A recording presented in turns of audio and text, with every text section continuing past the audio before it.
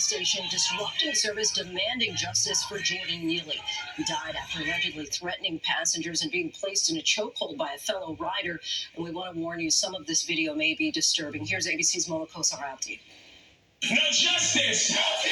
Tonight, pressure mounting on New York City officials as protesters demand justice in the chokehold death of 30-year-old Jordan Neely.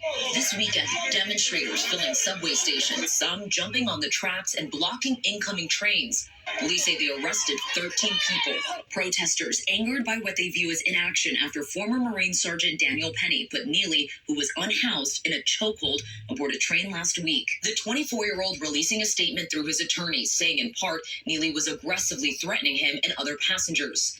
Adding, Daniel, with the help of others, acted to protect themselves until help arrived. Daniel never intended to harm Mr. Neely and could not have foreseen his untimely death.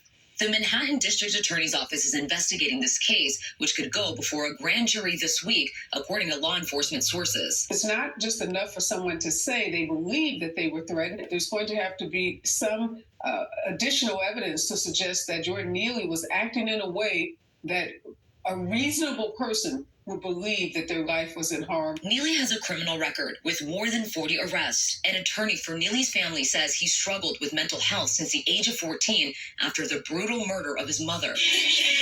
Neely's friend telling ABC he brought joy to many as a Michael Jackson impersonator. Everybody loved him, and that's why the uproar has been how it has about the fact that the individual who did this has not been arrested.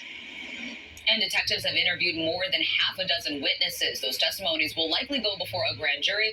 A legal expert telling ABC News that Penny's military experience might play a role in whether he's charged. Lindsay? Mona, thank you. Now to a major